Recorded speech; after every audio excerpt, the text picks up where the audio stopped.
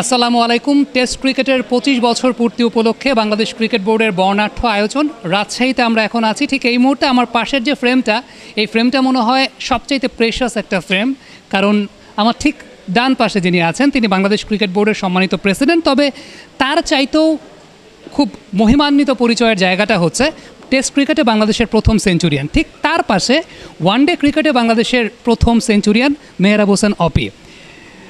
বুলবুল ভাই, কখনো কি আপনাদের মধ্যে এই কম্পিটিশনটা হয় যে এখন তো যেহেতু হোয়াইট বল ক্রিকেটার এরা, আপনি প্রথম টেস্ট সেঞ্চুরিয়ান, উনি প্রথম ওয়ানডে সেঞ্চুরিয়ান, কখনো ডিবেটটা হয় যে কোন সেঞ্চুরিটা বেশি প্রেশাস?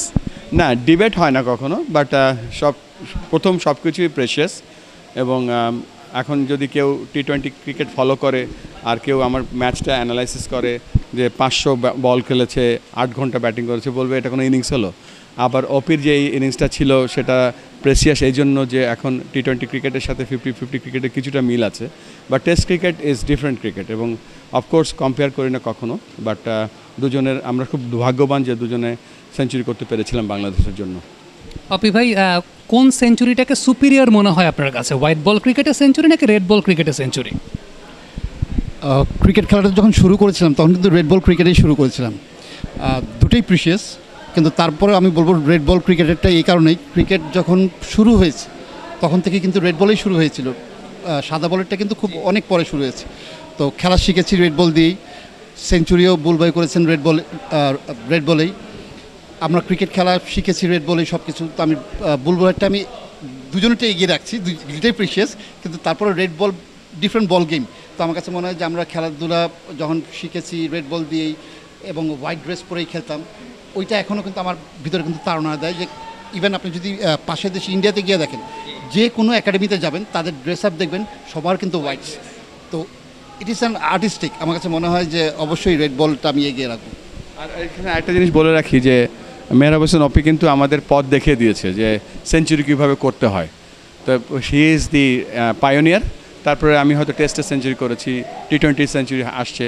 সো মেহরাব হোসেন অপিকে আমরা সবসময় মনে রাখবো because of his first century, because as he is the pioneer. Last একটা কোয়েশ্চেন জিজ্ঞেস করতে চাই, সেটা হচ্ছে আপনি যেদিন সেঞ্চুরি করেন, অপি ভাই সেদিন 8 কিংবা 9 রান করেছিলেন, আমি স্কোরটা আমার ঠিক মতো মনে নেই। আবার অপি ভাই যেদিন সেঞ্চুরি করেছেন, আপনি সেদিন হয়তো বা 8 বা 9 রান করেছেন। এটা কি দুজনের মধ্যে এরকম কোনো যুক্তি থাকতো নাকি যে একজন ভালো খেললে আরেকজন সেদিন খারাপ খেলবেন? না, এটাকে বলবো আমি কনসিস্টেন্সি, এটা আমাদের ধারাবাহিকতা। অপি ভাই, কী মনে হয় বিষয়টা? খুবই কাকতালীয়, খুবই কাকতালীয়। লাস্টলি, টেস্ট ক্রিকেটের 25 বছর পূর্তি, আজকে আমরা রাজশাহীতে একই সময়ে প্রথম ওয়ানডে সেঞ্চুরিয়ান, প্রথম টেস্ট সেঞ্চুরিয়ানকে পেয়েছি। কি বার্তাটা আসলে আমরা দিতে চাচ্ছি পরবর্তী প্রজন্মের কাছে?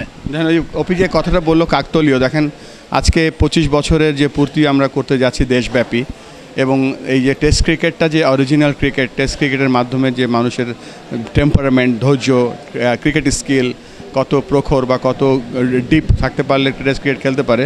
তবে এই জিনিসটার সাথে সাথে আজকের এই যে কাকতালীয় আবার বলছি এই জন্য যে আমরা দুজনেই ওই ফার্স্ট টেস্ট খেলেছিলাম এবং দুজনেই আজকে এখানে উপস্থিত আছে, এটা আমার কাছে বেশ ভালো লাগছে।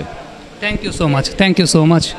দর্শক, আজকে টেস্ট ক্রিকেটের প্রথম সেঞ্চুরিয়ান, ওয়ানডে ক্রিকেটের প্রথম সেঞ্চুরিয়ানকে একটা ফ্রেমে পেয়েছি। জানি না এই সুযোগ সবসময় খুব বেশি হয় না, আশা করছি আপনারা উপভোগ করেছেন।